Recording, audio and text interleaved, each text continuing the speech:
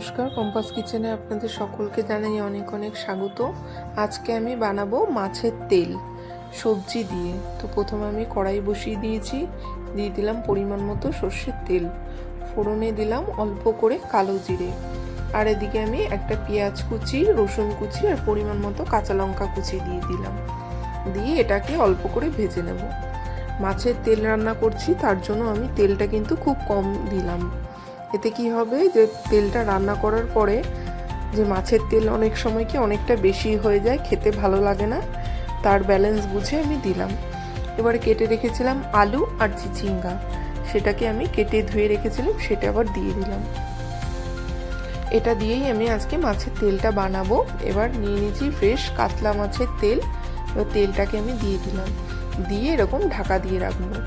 ঢাকা দিয়ে এরকম আস্তে আস্তে করে আমি কষিয়ে নেব। এতে কি হবে, এই তেলটার থেকে যে তেলটা বেরোবে সেটা দিয়েই কিন্তু সবজিগুলো ভাজা ভাজা হয়ে যাবে। এবার দিলাম পরিমাণ মতো লবণ, পরিমাণ মতো হলুদ গুঁড়ো, দেব অল্প একটু লঙ্কার গুঁড়ো আর একটুখানি জিরের গুঁড়ো দিয়ে আবার আমি ঢাকা দিয়ে দেবো। ঢাকাটা খুলে তারপরে এবার আমি ভালো করে মিক্স করে নেব। এরকম ঢাকা দিয়ে মাছের তেলটা কিন্তু আমি রান্না করব। এতে কিন্তু তেলও কম লাগবে একদম। আর এইভাবে মাছের তেল রান্না করলে কিন্তু অনেকের আছে মাছের তেল খেলে গ্যাস অম্বল হয়, এটা কিন্তু হওয়ার চান্সেস একদমই কম থাকে। এটা আমি আমার মার থেকেই মাছের তেল রান্নাটা শিখেছি। অবশ্যই একদিন বাড়িতে ট্রাই করবেন, আমাকে কমেন্টে জানাবেন। এবার দেখুন তেলটা কিন্তু কতটা ছেড়ে দিয়েছে, এই তেলেই কিন্তু সবজিটা হয়ে যাবে।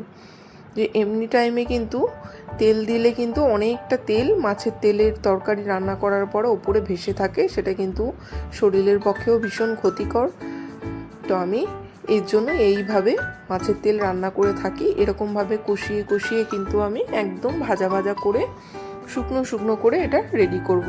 এবার লাস্ট আমি এটা ফিনিশ করব ধনেপাতা কুচি দিয়ে। রেসিপিটা কেমন লাগলো অবশ্যই আমাকে জানাবেন, ভালো লাগলে একটা লাইক করে দেবেন। আবার ফিরে আসবো নতুন নতুন ভিডিও নিয়ে। ভালো থাকবেন, সুস্থ থাকবেন, সাবধানে থাকবেন। রেসিপিটা রেডি হয়ে গেলে অবশ্যই গরম গরম ভাত দিয়ে খেয়ে আমাকে কমেন্টে জানাবেন মাছের তেলের রেসিপিটা আপনাদের কীরকম লেগেছে।